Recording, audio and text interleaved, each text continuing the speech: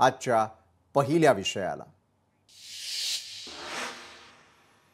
दिवसभरातला अतिशय महत्त्वाचा आणि पहिला मुद्दा, कथित जमीन घोटाळ्यांनी सध्या राज्यातील राजकारण तापलेलं आहे। जैन बोर्डिंग प्रकरण, पुण्यातील कोरेगाव पार्क जमीन व्यवहार प्रकरण आणि त्यानंतर आज नवं प्रकरण। 200 कोटींची जमीन ही केवळ 3 कोटींमध्ये लाटल्याचा आरोप होतोय। पाहिलं, गेल्या काही दिवसातली ही काही जमीन गैरव्यवहार प्रकरणं आपण पाहिली। काँग्रेसचे नेते विजय वडेट्टीवार यांनी शिवसेनेचे मंत्री प्रताप सरनाईक यांच्यावर जमीन घोटाळ्याचा गंभीर आरोप केलेला आहे। 200 कोटींची जमीन केवळ 3 कोटींमध्ये लाटल्याचा आरोप विजय वडेट्टीवारांकडून होतोय। तर या घोटाळ्याची सविस्तर माहिती लवकरच उघड करणार असल्याचं ते म्हणाले। मंत्र्यांना चॅरिटेबल ट्रस्टच्या नावावरती इतक्या कमी किमतीमध्ये कशी जागा घेता येते असा प्रश्न विचारत हा महाराष्ट्राला लुटण्याचा प्रकार असल्याची टीका करत आता या संपूर्ण प्रकरणाची सविस्तर चौकशी करण्याची मागणी त्यांनी केलेली आहे।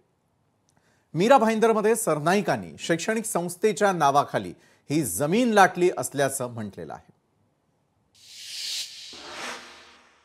मंत्री सरनाईकने स्वतःच्या एज्युकेशन संस्थेला मीरा भाईंदरमधील प्राइम लँड 4 एकर ज्याची किंमत 200 कोटी रुपये आहे, मार्केट व्हॅल्यू 3 कोटी रुपयामध्ये घेतली।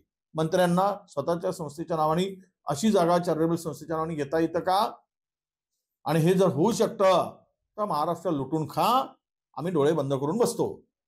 लुटा, आओ लुटो, महाराष्ट्र बेचो, अशीच म्हणायची पाळी आता या सरकारच्याकडून अपेक्षित आहे।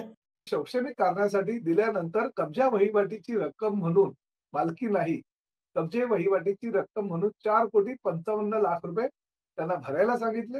ते 4,55,00,000 रुपये त्यांनी भरले आणि त्यानंतर 1,28,00,000 रुपये स्टॅम्प ड्युटी भरून ते डॉक्युमेंट्स रजिस्टर झाले।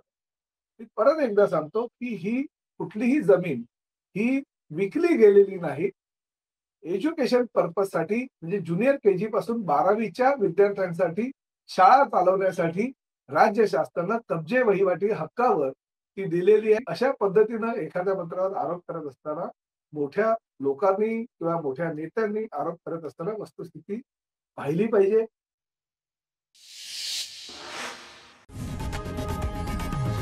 लोकशाही मराठी ऐका, पहा, जागरूक रहा।